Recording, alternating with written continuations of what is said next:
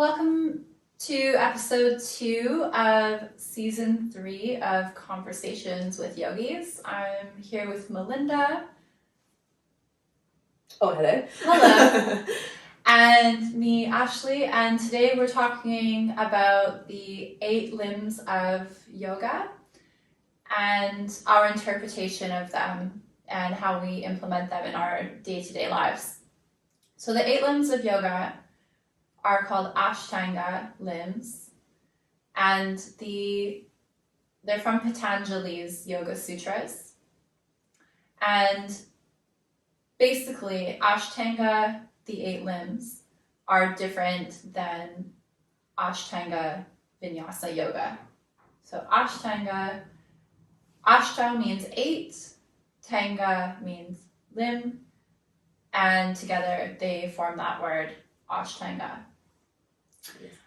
So the physical practice you do in the classroom with Surya Namaskar and the set sequence, primary series, intermediate series, actually doesn't have much to do with Patanjali's Ashtanga 8 limbs of yoga. So I just wanted to clarify that at the beginning of the podcast, so we're not talking about primary series or intermediate series. Yeah. It has nothing to do with that. The method behind that practice has to do with the 8 limbs, so we're going to explain them. Now, the 8 limbs are a 8-step path to enlightenment, and they were written in the Yoga Sutras. So before the Yoga Sutras were written by someone named Patanjali, we understood that the rules, or I guess sutras of yoga, the steps to enlightenment, were shared from a guru to a student, and they were memorized through song. They were sung. So that's why you go to some yoga classes and they're singing mantras. This was a tradition. I guess that's why they're doing it, is because they were handed down through song, because it's easy to memorize songs. Yeah. And then Patanjali wrote them down, and that's what we have in the 8 limbs. Not the 8 limbs, the Yoga Sutras. Yes. So the Yoga Sutras is a whole book, and the 8 limbs are in that book as a description for enlightenment, but they're not the whole book. So if you want to read the 8 limbs, there's some great interpretations of it that they give the sutra that Patanjali wrote in Sanskrit, and then someone who wrote the book, there's different people who read the books, they interpret it, they explain it in English or whatever language you want to read it in, and then they give their interpretation of what that sutra means. Yeah. So specifically, we're not talking about the whole sutras, we're just talking about the 8 limbs, which are part of that book, and the step-by-step guidance to enlightenment, and then how we might interpret that as a person who lives in society. So these were steps given to yogis, but yogis lived in, caves in India. They renounced the world. They renounced all the worldly possessions. And obviously we're not doing that. Like, I live in a flat in London. I require things. I require money to live. Like, these are just facts of life. So what we are called is householders. Yes. So we're going to explain our interpretation of how we implement the 8 limbs of yoga into our day-to-day householder life. Did I miss anything there? No, I think that's what we want. Yeah, we have it related into our lives. So I think it make it more easy to understand as well, because we can just tell that all the different yamas and niyamas, and then you're like, okay, but what do I do with that? So we want to make sure that people have a little bit more understanding of the 8 limbs, rather than just giving them the factual steps, because that's not really going to be helpful. I find it. They can seem like, when you're going over them, sometimes I feel like it's nice to explain them in practice, because the concept of becoming enlightened, can seem so foreign and so impossible and so alien that people just give up. might stop before they even start, right? Yes. So we're gonna explain how, you know, enlightenment is possible. It's definitely possible. Yeah. And how you might be able to get there. So what are the 8 steps? Yes. What are the 8 steps? Do you want to Yes. start out and just say what they are first? Yes. So we start from yamas, which are like the moral disciplines, then moving on to niyamas. Both yamas and niyamas have more, not steps, but more part of them. But we're going to come back to that, so at least we're not missing out on all the 8 steps. There's five yamas and 5 niyamas. niyamas. So, but yamas is step 1. Yes. Step 2. Niyamas is step 2. 2. Yes. Yeah, and they're personal qualities and disciplines that you take in your life and how you act and stuff. But we'll come back to that. Yes. And then we move on to asana, which you probably most of you practice, is your physical practice. Then we move on to pranayama, our breath control, and how we control our breath. Then we move on to... So that's 3 and 4. 3 and 4. 3 is asana, 4 is pranayama. Then 5 is pratyahara, which is your withdrawal of your senses. Then we move on to number 6, which is dharana, concentration, 1 point of concentration. Then we move on to dhyana, which is meditation, which is number 7. Then number 8 is samadhi, enlightenment, contentment, however you want to call it, bliss. And we can explain them one by one a bit more in detail, because otherwise they were like quite far-fetched off. Shall we read back to yamas and niyamas and then break them down? Yeah, okay, so usually people don't start practicing yoga in real life, like in, you know, if you're living in London, you don't start yoga practice by doing the yamas and niyamas. Some people might, but most people come into yoga at the step 3, which is the asana, which is the practice, the physical practice. I think that's your introduction to yoga. Yeah. And that's what gets people into, you know, most people loving yoga is this like transformation, physically feeling their body, getting in touch with their body, who they are, and then learning about the yamas and niyamas afterwards, like in a yoga teacher training or listening to this podcast, for example, or reading about it, like what the heck am I even doing in yoga? Why do I feel so good?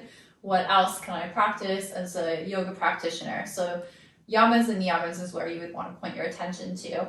Yes. So yamas, we have 5. Let's just say the 5 really quickly. So they are restraints and moral disciplines, like disciplines and moral observance. Yeah, moral code.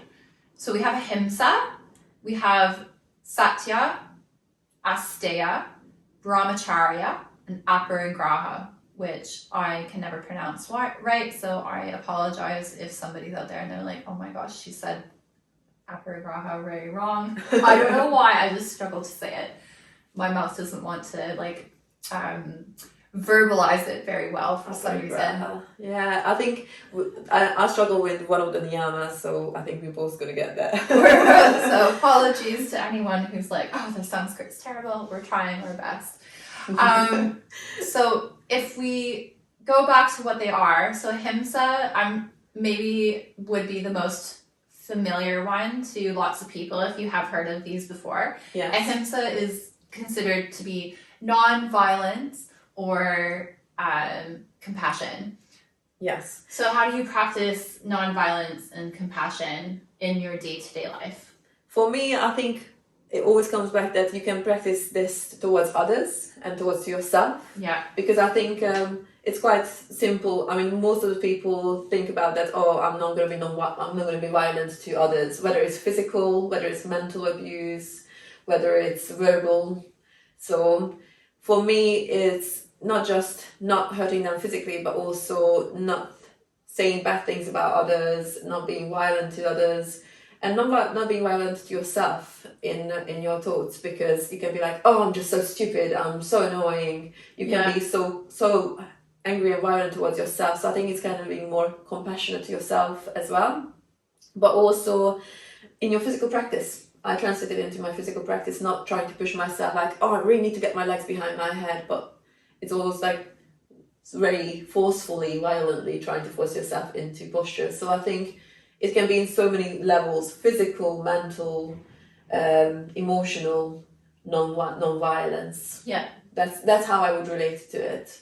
Yeah. No, that's similar. It's just catching yourself in your physical practice. Am I like, there's a point where it's discipline, and there's a point where it becomes torture. Yes. And you need to bring your yamas, your ahimsa, moral observance into your practice. Am I doing something kind to myself that's beneficial, or am I just torturing myself and causing injury and being unkind?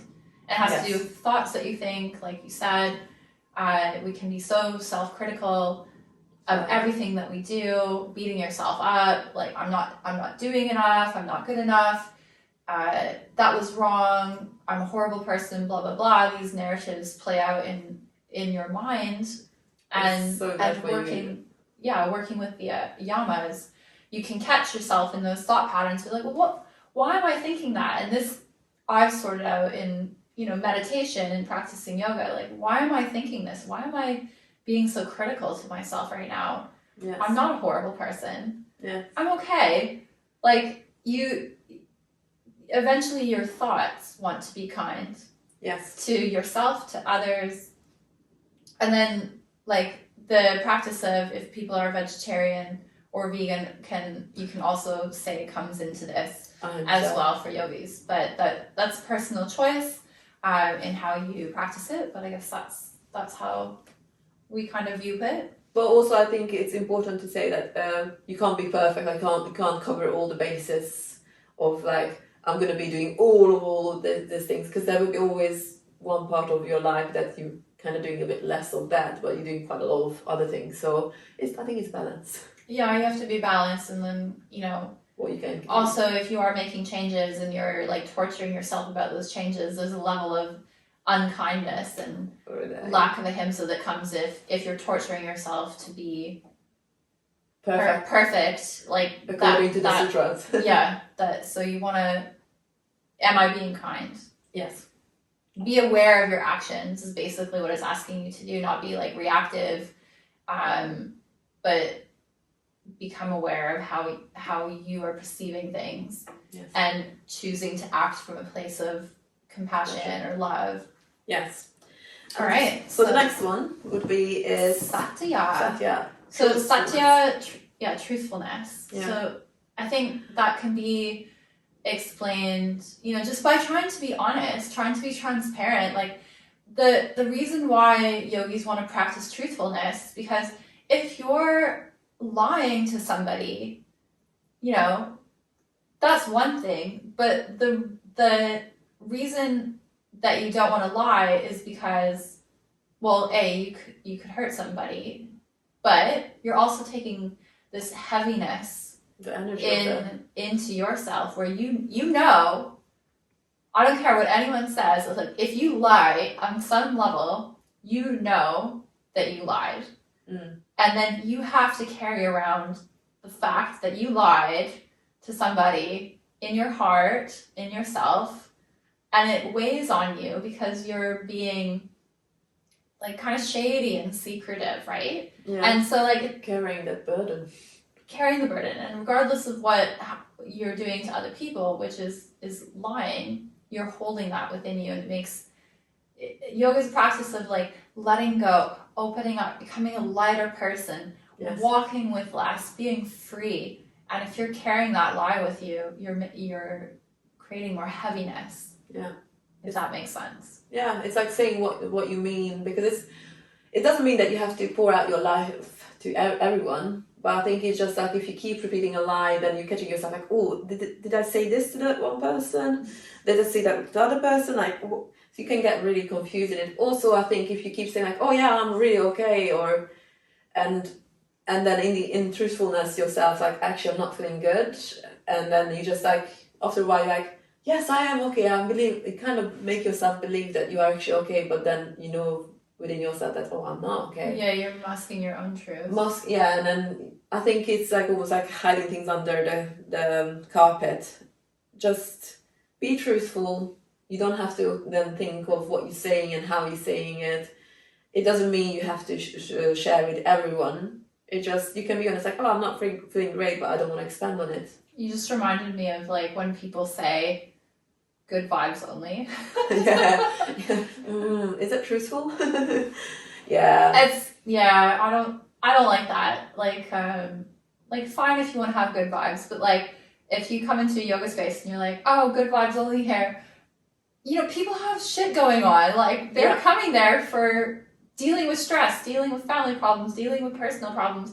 Maybe they're coming there with good vibes only, but already that you're just like kind of telling people that they have to put a mask on and have to kind of like lie, like, oh, am I the only one who's dealing with bad things in my life or hard times in my life? Like there must be something wrong with me. Like, yeah, stop saying good vibes only.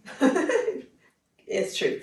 All right, let's move on to next one. Asteya, non-stealing. I think this is, for some it's, I think it's very self-explanatory that non-stealing, like don't take things that's not yours, but not just physical things that you're not shoplifting. Like a bank robbery, like definitely, yeah, we're not doing that. But also, like not stealing other people's ideas, not stealing other people's experience. Like, you know, have you ever been in a situation that you tell a story of something happened to you and then you hear it back from someone else saying exactly the same thing or very similar, just related in their own life? It's like they're stealing their experience, they're stealing their idea.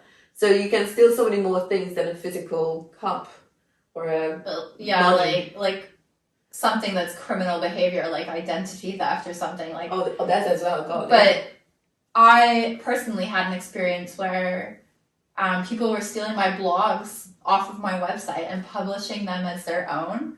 Great. That you put so much work in and it's like, just copy paste. I found it on the internet and I'm just like, this is literally, and like other people have put like our copy on the website. I remember that. Retreats, like that we spent hours and hours on. Years of putting it together. Like years of experience, and then people just like take our words and put them as their own on the internet and like try to sell retreats, and we're just like, no, what? Like this is theft of like creative whatever, like.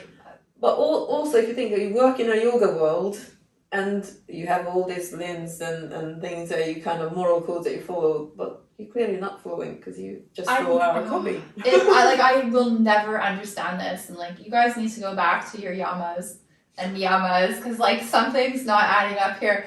Yeah. But the non-stealing thing, like again, it comes back to the truthfulness. If you're stealing something, it doesn't matter what. If you know that work's not yours and you're presenting it off like plagiarism, whatever, you know deep in your heart that that's wrong. Like on some level, unless you're like totally delusional, like on some level, I swear, like even that, there's some level you would know that it's wrong, and you're holding it. Yes.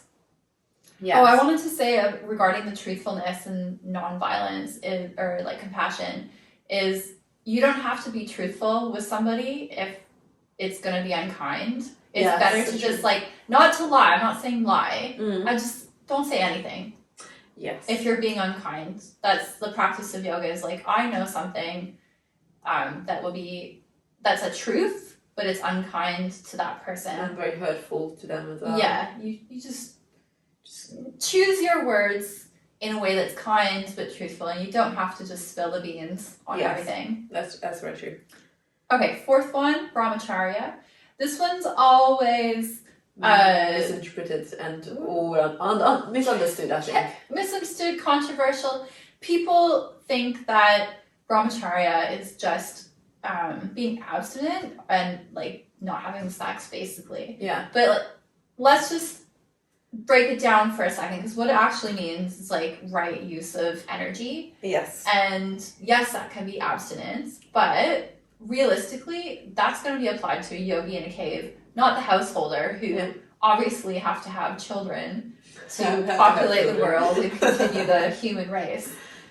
So it doesn't mean abstinence in not having sex. It means being aware of who you give your energy to and having boundaries, I think. Like, you can think of it, I like to think of it like if you have a one-night stand. I'm gonna go there. Go for it. If you have a one-night stand and you didn't really feel awesome about it, like maybe you did, but I'm talking about the times when you kind of regret those actions and you're like, oh shit, I shouldn't have done that. I feel a little used or whatever. That's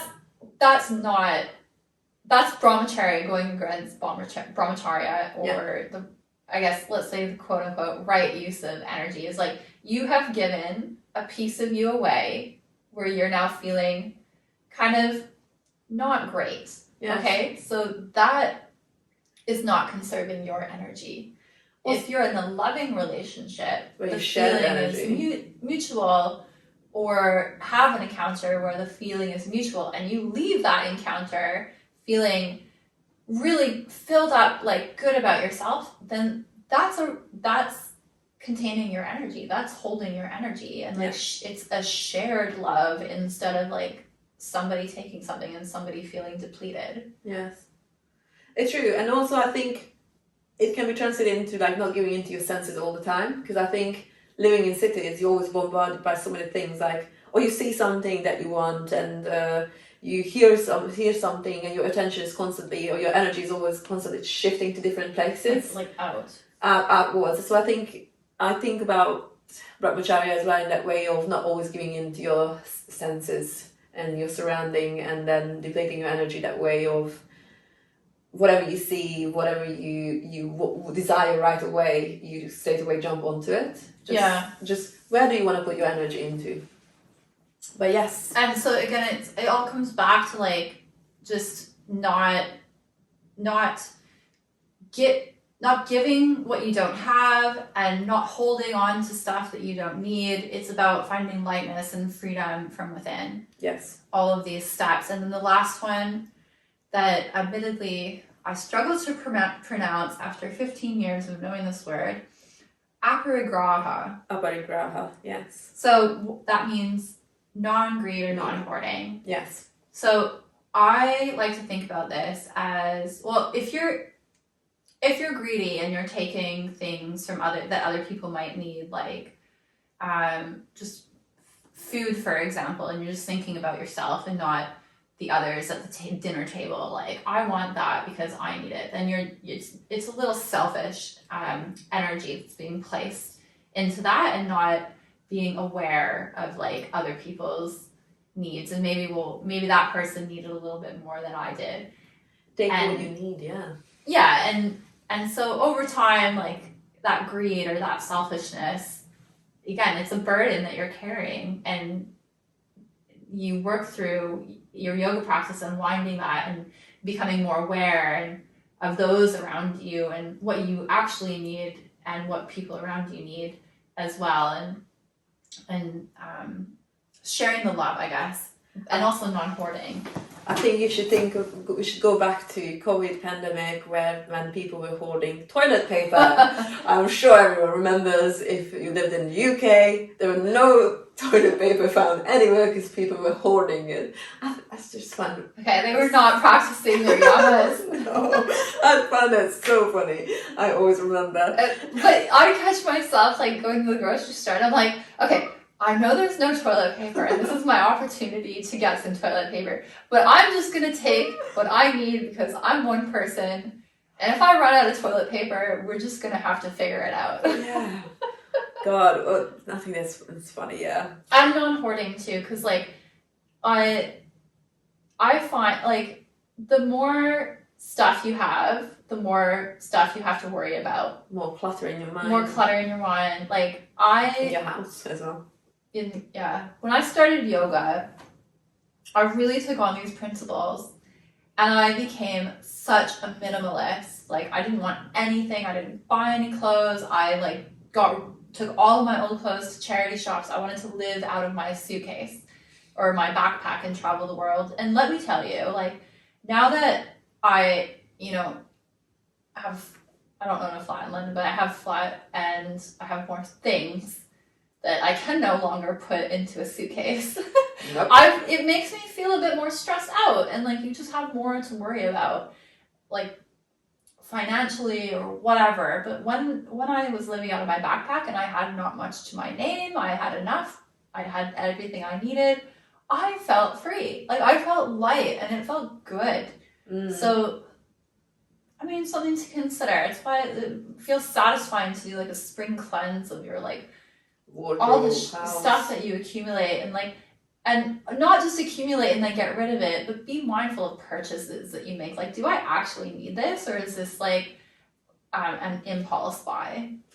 I think the whole world is going against this because, you know, when you can buy a banana cutter, you can buy a cherry pitter, like you can buy so many tools and so many things that can do things that you could do with your knife. Like you could cut a banana with a knife or a spoon, but people sell banana cutter. Like, do you need it? No, not really.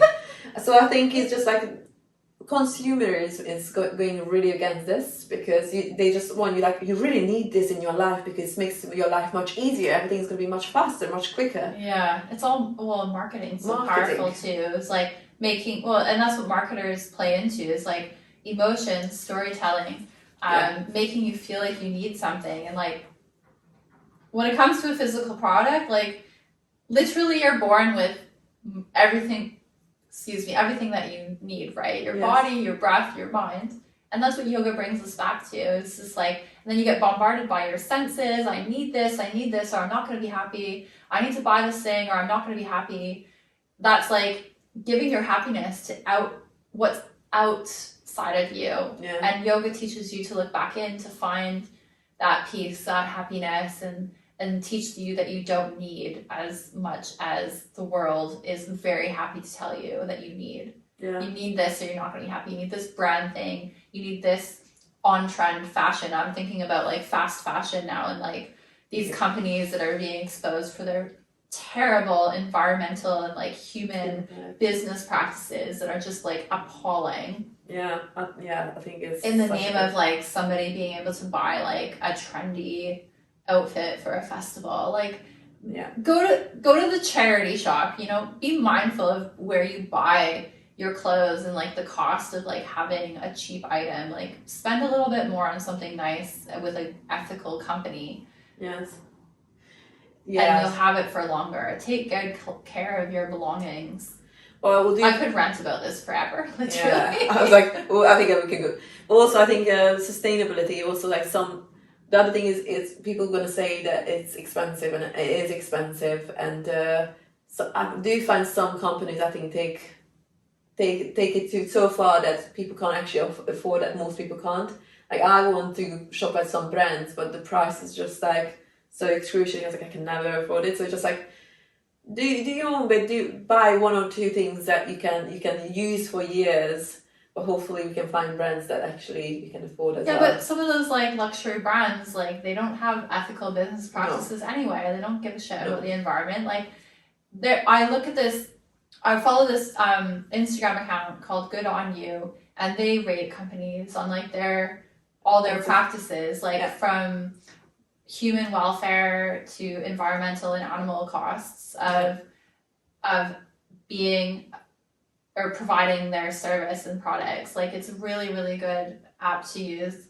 And there's they give alternatives to, you know, cheaper brands that are more ethical options. So it doesn't always have to be higher price. Yeah. Or you could just like, there's so many used or like pre-loved. That's like my favorite way to shop. Like Vinted is great.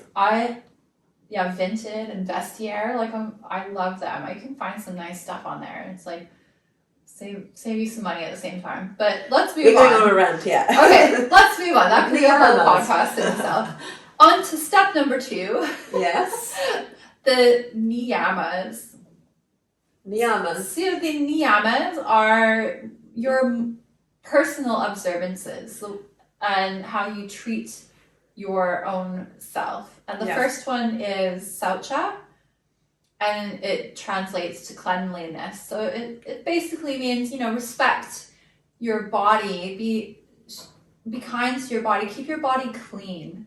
Yes. Keep your mind clean as well. Like, keep your environment, your body, your mind. Yeah, your house clean. Like, show love, show respect to yourself and to your environment, because it makes you feel good. Yes. If you're kind of messy and scattered, it doesn't make you feel good. Yes.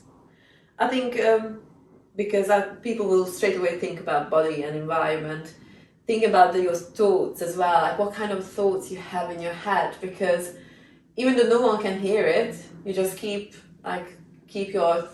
your thoughts unpure in a way, and you're poisoning yourself from within, even though no one can hear it. So keeping your mind pure and clean is very important too. And I always relate it back to that. I like to do reflections and reflection classes where you just reflect back on what you were thinking on that day, on that week, on that month, because we just live life so quickly, things happen so quickly, and you're never really conscious of what's happening in your mind, which is such a big part of your being and your subconscious, and that forms you. So just note if you're being aggressive to others or like harmful to yourself. You feel like a hatred or like a jealousy or an anger. Yeah. Like those are in you, right? Like, they're not hurting anyone else.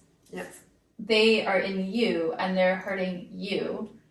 So when you catch yourself in these emotional states, and they are reactionary to circumstances, then you look at the circumstance and be like, why has that made me feel hate? Why has that made me feel jealousy? Why has that made me feel angry? Yeah. Like, what is it about that has triggered me? Yes. And when you start to question this, and first become aware of like what your triggers are, and question why, and work on it through your yoga and meditation and breathing practice, you can start to unwind it, and you become less triggered by certain stimuli. Yeah. And this is very true. I have worked through so much stuff that would have, easily triggered me before. Like, I used to get angry quite easily, feel hate in my heart. I don't really feel that anymore, to be honest. You can change it over time, and it doesn't mean that you do it once and it's going to be fixed. You have to do it again and again and again. And then you might still be noticing, oh, there's a trigger coming, and then you can be like, oh, I'm not going to react. Yeah. And that's going to be that's the whole work. Yes. Let's move on to Santosha, contentment. Contentment, yeah, finding contentment in your life. Right now. being present, being appreciative of the things, the life that you have, and I guess when you're not content, you're kind of comparing yourself to other people and saying, well, I don't have enough, I don't have what they have, my life's not good enough, my life sucks. There's good somewhere, and we want to look for the good, because it's so easy to get caught up in the bad and the negative and get stuck there. But can we take moments to appreciate the small things, like the sun is out, the sky is blue, the air is fresh, like I'm sitting by a tree, I get to have a moment to walk outside, or like I'm enjoying this food that I'm eating.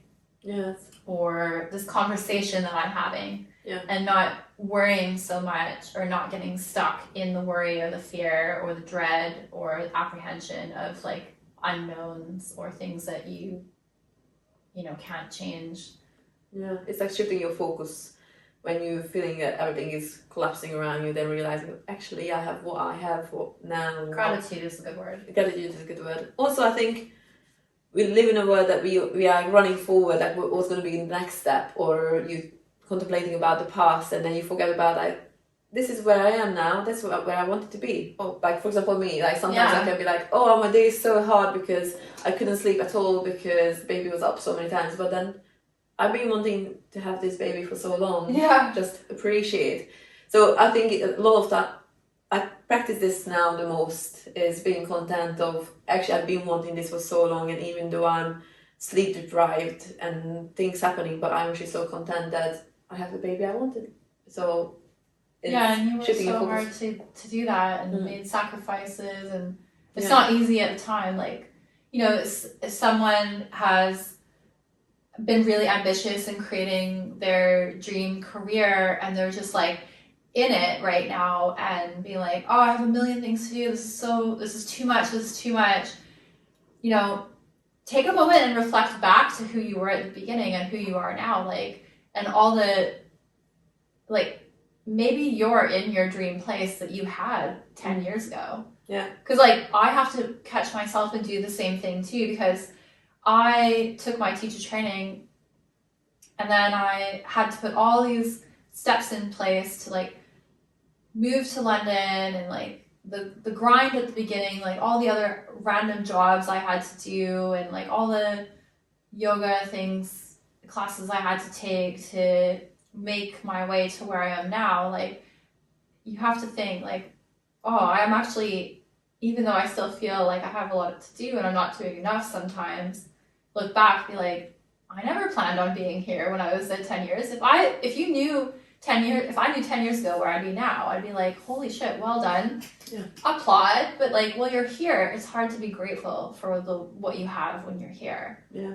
And when you focus on the heart as well. And like also I guess not comparing yourself to what other people have, because if you see someone at the end of their journey and you're at the beginning and you're like, well, I just want that. It's like, we can't just jump to the end either, like, and compare your circumstance to their circumstance, because you're just going to torture yourself and be like, well, I'm never good enough. It's like, you are good enough. You just have to put the steps into place. Like, this getting to what we're doing now has been 15 years for me, you know? Like, we didn't just jump to be like, I'm a yoga teacher and full-time in London doing a podcast. Yeah. You know? I'm going to quit studios because I can. Yeah. And I still don't feel like that. Like, no. It's like, I still don't feel like, oh, I'm just going to quit because I can. And it's like, I was pushed to that point where I can no longer do this, is what actually happened. Same. But I think that really gets into the next niyama. I mean, like, tapas and discipline. Tapas, which is discipline, because you were saying that discipline. I think nowadays people look, advertisement, again, marketing, quick fixes, change your day, like how you can fix your back in 5 movements, how can you be skinny with drinking this tea. So I think realizing that you need discipline to achieve things rather than jumping for the quick fixes that you would wish or hope for. Yeah. It's important, because your practice will be a discipline to reach that, putting your legs over the head, or discipline. But you just can't jump to legs over the head, or a crazy back bend unless you're like a contortionist or gymnast. Like, there's so much work to what went into that physical practice that the people don't, you know, and nobody sees, only the person who's lived it knows. Yeah. Or it's like spiritual bypass as well. It's like you want to reach enlightenment, but you don't want to put in the work or working through your shit, literally. So you can't do quick fixes, you can't do spiritual bypasses, you have to do step by step. But also, like, with that, if you skip things, then you know you skipped. And you know that you didn't put in the hard work. And so it's like, if you somehow get to the end, there can be a feeling of, like, guilt or, like, imposter syndrome, or some of this stuff come up. But if you know that you worked hard for it, like, I think about an example, like, when I'm teaching class and, like, I tell my students, I'm like, you're just seeing me doing, like, this posture after 15 years of experience. Like, when I started yoga, the first time I went to yoga, like, I couldn't do downward dog. Like, I was dying inside. I'm like, how many more breaths are we doing downward dog? I couldn't do chattering. Like, I just had no strength. I had no flexibility.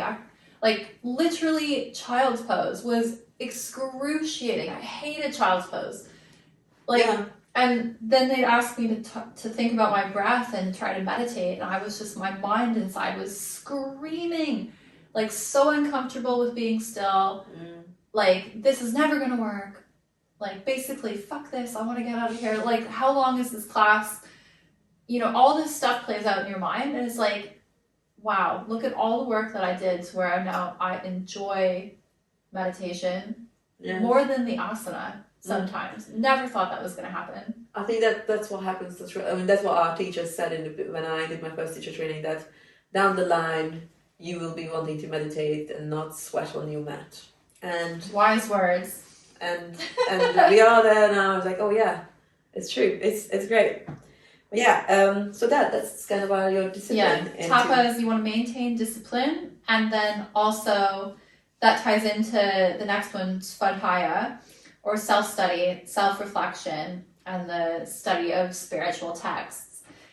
The yoga is a practice of observing and reflecting, and like not just within yourself, but if you want to expand your understanding of this practice, you do need to do some reading and reflection, and like that's where the Yoga Sutras come in, because those are like some of the original like texts that are going to help you on this path of understanding why you're practicing what you're practicing and have a direction that you can go in and towards. And then the last one, Ishvara Pranadhana. Pranidhana. I mean, this is Pranadhana. This is the one that you can't say. Yeah, this is my like. That's why I'm like I have my notes here and I have to read like Ishvara Pranidhana, and then still probably I might not say it right, but it's a long one. That's why. Yeah, we tried our best. Yeah. And then that means like surrender. Surrender to a consciousness, surrender to a higher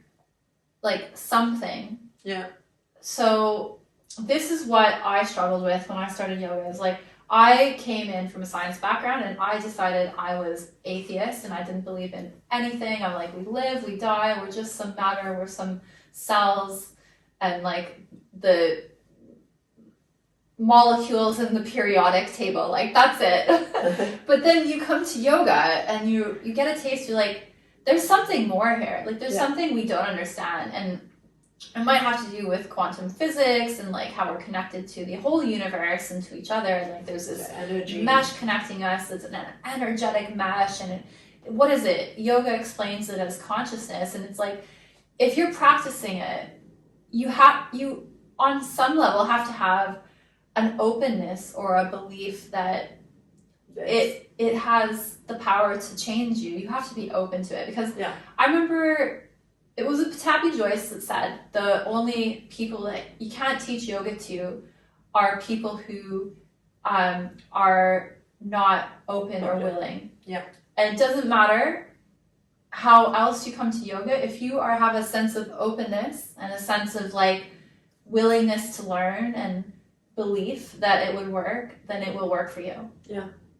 You can't force it on you. You can't force it. Yeah. And that's like, as teachers, you need to know that too, is like yoga's not for everybody. Some people are going to love it and it's going to change their life like in the most profound ways, but some people are going to be like, nah, not for me. No, definitely not for me. And it's like, don't force it. No. Yeah. It might be time for them later on in life, might never happen, and that's okay. You can't save the world. But yeah, so that would have been our yamas and niyamas. They are quite big chunk of our 8 limbs, but I think they're so important. Like, so important. You can't gloss over them. If you want to really be practicing yoga, like these need to be, you can do them on the mat, you can do them in your life 24/7. This is how you practice yoga 24/7 is through these practices. And then we're coming into step 3. Or did you want to share anything else? No, I think that's all good. Okay, so asana, which is like it doesn't actually mean the postures, it means steady, comfortable seat. Yeah. And this is something that you want to keep in mind when you're practicing postures, is like you are trying within whatever posture you're doing, whatever shape you're doing, can you find the comfort there? Can you find the steadiness there? Yeah. And this just relates back to like primary series was not the asana that we're talking about in this list of 8 limbs. It's just sitting in meditation and feeling steady and comfortable. Yeah. Also, I think the asana, those different kind of asanas and postures will get you there that you can actually sit in meditation. Yeah. Because sitting in meditation is bloody hard, especially if you have a normal life. So I think you do your asana practice so your body gets strong enough, open enough, and comfortable enough to sit in meditation, which is going to be your, like, later on down at the next steps. So your body, if your body is in pain seated, then it's very hard to look inwards and try to concentrate or meditate. Because, and this happened to me when I first started. Like I said, I couldn't do anything when I first started yoga. Like, so the thought of like at the end of class, they always made us meditate for 10 minutes. And coming up from Shavasana and sitting in meditation, it was like the hardest part of my class, like just sitting there. Like my back was in pain, my shoulders were in pain, like I felt like I was having like panic attacks in my mind. You know what I mean? Like it was intense. And I'm just like, oh, I can't sit here for any longer. My legs would go numb. Yeah, and but that's all you can focus on. Yeah, and they're asking me to focus and breathe and relax. I'm like, I can't, it's impossible. But with enough asana practice, like I can sit for a long time now. Yeah, it makes it transform your physical body. Yeah. So you find that steady, comfortable seat in asana. And think about that in your postures. Like when you're in Warrior 2 and you're thinking about like, oh, my legs are dying. This is really tough on my quads. How do you make it comfortable? It's by turning to your breath. Yeah. And being like, I'm not going to get caught up in that discomfort. I'm going to turn to the comfort, which I know lies in my breath, which is moving us into step 4, pranayama. So you're working from the out to the in, and you're becoming quiet on the out, so you're able to look in. I think I always find pranayama is like the connection point between the out, like the physical, into the more internal things, because it's still a physical thing because you have your breath. You can feel it, you can sense it, but that's how you move into more the inward and deeper levels of meditation or steps. And that's why also you can see that you have to practice it all together to achieve something. It's not, they don't work separately. It's a big union of the things. But pranayama, I think breath control, I always think that prana is part of the word, is your energy, that you really control your energy with your breath. Mm-hmm. And for example, if you're giving birth or anything, they relate back to pranayama. You use pranayama through what is the thing I did at birth? It has to come back to me. But I did this course. Like a prenatal course? I lost the word. What is that? I have to like a birth preparation course? Yeah, it is a birth preparation course, but it is helping your mind to prepare your mind for the birth. So it's not like a physical preparation. I lost the. I don't know. I will go back to it. But what I mean is, they really back that you have to use your breath to control your mind, and then if you can control your mind, it helps your physical body to get through this experience. Yeah. So we have to use 4 breath in, 4 counts in, and 8 breaths out, 8 out. So I was finding it funny that how my yoga practice actually comes to a very simple thing of life, like giving birth or giving life. So it's amazing, and that comes back to like we're born with everything we need. Like our breath is so powerful. It's like you said, we can feel our breath, we can change how we're breathing, and it has like such an immense capacity to change how we're feeling in almost an instant. Yeah. Like going from stress to relax. Just take a deep breath. Like you grow up as a child, like when you're having a like meltdown, your parents are like, take a deep breath in and remember to breathe. And it's basic, and then you forget it as an adult, and then you come back to it in yoga, and you're like, oh my gosh, there's something to this breath. Yeah, it's so and powerful. Just asking your mind to focus on the breath brings you into the present. It affects your nervous system, as we know, brings you into the rest and digest state. I mean, I can go off on the science of this forever, like your vagus nerve. Yeah. That control is the link between your gut and your mind, goes through your diaphragm. You breathe with your diaphragm. It turns on your vagus nerve. It makes you calm. It stimulates the healing, the gut healing, your gut connection. Guys, breath work is the thing. It's powerful. So powerful. Yeah, so it's a big part. But, and there's so much we can talk about pranayama too, like the inhale and the exhale and the moments between the kumbhaka. Yeah. Like, it's fascinating. I think we need another episode. Another episode on pranayama. Sounds like it. All right, pratyahara, your withdrawal of your senses. Yeah. So your senses, like, you have your 5 senses, right? Yeah. And they keep you bound to your environment. Yes. We live in a world where we need to be aware of our environment to sense danger and know just how to navigate in in the world and how to keep yourself safe. Yeah. But when we live through our senses, we become more bound by them, and they control us and keep us bound to the external environment and away from looking in. Also, because if your senses are stimulated, you can't look in. So it's like, I'm talking about, hearing music, tasting food, smelling perfume, like looking at something and feeling something on your skin, feeling like you want it. Yeah, and touch. I think it can become addictive.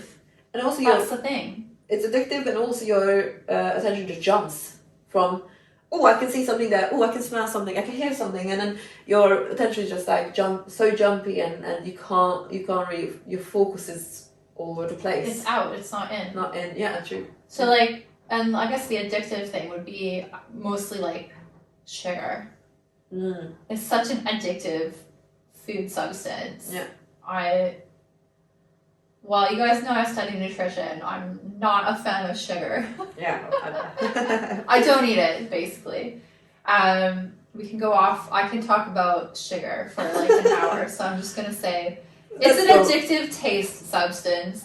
And if you see, let's say a donut. Donuts are delicious. They're full of sugar, full of fat. Like, I'm starting to salivate right now just even thinking about a donut. Like, that's how powerful it is. The donut is. And so, like, or I know anyway, if I eat that donut, I'm going to have a stomach ache, I'm going to have a sugar crash, get a headache, and need a nap and feel sick, okay? So I know that that's my physical reaction to the donut. But sometimes your sense of smell and taste for that donut and looking at it and the desire and the memory that it's had on you is so powerful that you're like, I don't care, I'm going to eat that donut anyway. Yeah. And you're like, oh, lo and behold, I feel sick to my stomach now. I need a nap. I've had a sugar crash. Because, like, I'm quite sensitive to sugar because I don't eat it. So now, because I've trained myself to have that awareness about the donut, I couldn't tell you the last time I ate a donut. I mean, maybe it's a once a year type of thing now. I give in. I had one on Saturday. So you had a donut, yeah. I'm not going to demonize donuts, but it's just, like, purely an example of like how powerful your senses can be to override what you know is not beneficial for you. That's why we practicing pratyahara, sense withdrawal, if we want to reach our next step. Yeah. So what we need for enlightenment is dharana, concentration. It's like single point of concentration that can be so many things. Can be the tip of your nose, can be your breath, just focusing on that triangle from the nose to the corners of your lips, feeling the air moving on the inner walls of your nostrils. Single point of concentration can be so many different things you choose. I like to look at a spot in the back of my forehead, like when I'm doing meditation, to come into that meditation. And this is why, like, I think, like, jumping ahead to meditation and enlightenment is really, like, not beneficial, because people are like, oh, I can't shut off my mind, I'm going to try. It's like, no, you start with all these other things. You prime your body. You get it ready to be still. You learn to turn to your breath. You learn to, like, control or observe your senses or still them and sit in a room without distractions. And then you learn to concentrate. So it's just learning to concentrate at the beginning.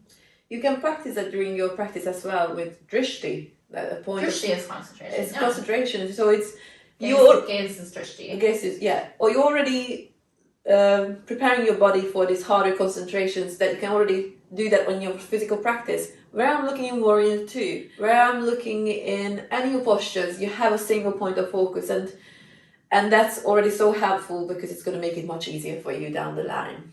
Yeah, and then, so it's like, you're in Warrior 2, for example, and then you're finding contentment in the pose. Yeah. You're focusing on your breath, which is a focal point. Your gaze is steady. You're stilling your senses. Yeah. And then, like, you're not even really thinking about Warrior 2. After, you just are Warrior 2. You're in it. Your whole body is a breath. Inhale and exhale, that's it. And, like, there's so much... I understand this because I was the same. Like, you're thinking about where your thumb is, where you're looking, your breath, where your legs are. What Over you have time, for that dinner. becomes like second nature. And you're like, oh, there's too many things to think about. But over time, it's just like, it's so simple. It's like, you're there in Warrior 2, and it's just the breath, and you're like, wow, this is it. This is yoga. I am here. I am fully connected to this pose. That is the magic. Yep. And then you go into step 7. So the last 3 steps, 6, 7, and 8, are more like subtle energetic qualities. Yeah. And you don't have to, but like through this recommendation of 8 steps, like these are the 8 steps to get there. And let's just clarify, there are other ways to move towards enlightenment and other types of yoga. This is just the specific type. This system, yeah. So dhyana is meditation or absorption, and that's where you're fully there. Okay, you're not just concentrating. That concentration has now gone a level deeper, where it's hard to explain meditation because it's not like your mind is blank and you're zoning out. Yeah, no. Okay, it's not sleeping. No. That's more like unconscious, like not paying attention. This is heightened consciousness. Oh, okay, so you're fully present, you're fully aware. You feel like you are connected, all parts of you. And then if you close your eyes and you're seated in meditation, you can also start to feel so connected to the universe, to your surroundings, where I like to explain it like your body edges, the edges of your body are blurred with your environment, and then you start to feel like you are space. You're just there, and you start to understand how you're connected to nature, because you are a continuum of nature. You are a continuum of space. You are the space. And when you can settle into there and being like, wow, I am space, your body, like I feel tingly just thinking about it. Like it just feels so blissful. Yeah. And you're like, this is everything. This is who I am. I am part of a bigger thing. I am part of a bigger picture. I am not alone. It gives you this overwhelming sense of love and joy and connection, and everything negative just falls away, and you're like, that's why it can kind of feel like you're high For me, on drugs, like, because it's kind of like accessing the same hormones and molecules in your body that you would take with like drugs. Acid or MDMA. Yeah, probably. Well, what you're just explaining now, for me, that's samadhi. That's like that content bliss. Yeah. For me, like the dhyana meditation as well, is also like you're observing your inner world with whatever it comes with. Yeah. So I think that's why, as you say, like it's so interconnected. Like you kind of slip into the next step, the samadhi. But like also like people think meditation, as you said, that you're not thinking of anything. But you always, there's things going to come in and out, and then you're just observing and not reacting. It's such, I think here it all becomes, all this work you put in becomes one. Yeah. That you're acknowledging, you're observing, you're reflecting, you're not getting triggered, you're seeing your trigger, but you're not reacting. It all comes into one, I think. In this Maybe I jumped ahead there a little bit. I think I jumped ahead there because so I've been meditating for 15 years. And the beginning of meditation is concentration, but then, like you just said, it's then becoming the witness, the observer of like, okay, all these thoughts are circulating around me. There's sounds outside of me that are, at the beginning, they're pulling your distraction. What is that sound? What is that sound? What's that smell? What's that smell? So it's like, that took me away from my meditation. Yeah. So all these like external things are causing you to react. And it's like when you have this perception, if you're in meditation and you're like, you hear the sound, it's real, you smell something, but it doesn't take your mind somewhere else. Yeah. Or you feel your mind going somewhere else, like a pull, like a string. Yeah. And then you resist the urge to go there and you're like, I'm here. This is what I'm doing. I'm focused. You pulled back. That is there. Yes, it exists, but I am here. I know that it's there, but I am here. Yeah. I think that's why in Vipassana and like the Buddhist meditation, you start the first 3 days only focusing on the triangle between your eyebrows to the top of your corner of your lips. Okay. You're focusing on that because your mind will jump like, oh, this is sound, this smell. And then for 3 days, for 10 hours a day, you just focus on that triangle, that your mind will calm enough. You learn by the end that just constantly coming back to that circle, then you make it even smaller and smaller and smaller. And then in the end, you just there. Things will come at you, but you can come back. Oh, I come back here. I come back here. So I think this is meditation is just bringing your focus down to very small thing, and then you can just be one with it. And then you can, once you're there, then you can open up, and that's more like samadhi. Samadhi. So that's why it's like slipping into. Yeah. So samadhi, like there's different types of samadhi or enlightenment, and that's where you're moving towards. Like it's impossible to just jump there. It's impossible to even understand it as a concept. Like it seems so like surreal when you think about it, like impossible. I thought when I heard about samadhi, I'm like that's impossible. Like for somebody living in a cave, it's impossible. Yeah, that's what I thought too. But you can have it in moments. You can have it where it's like pure bliss, pure joy in your meditation, in shavasana, maybe. Like my yoga teacher, who's like a proper yogi in India, he said, it's just basically like having an orgasm, but not from a sexual stimulus. It's that feeling of insane connection of like, this is it. This is everything. This is life. I have it all.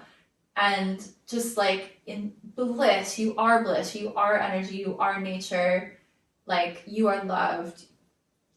That can come in moments. And then people who, I think you do have to go live in a cave to do permanent samadhi, that I'm not there. No. Like I still have, stuff that gets to me in my day-to-day life. Yeah. Like it's always a work in progress. But you, I think you need to go live in a cave to have permanent samadhi. Yeah.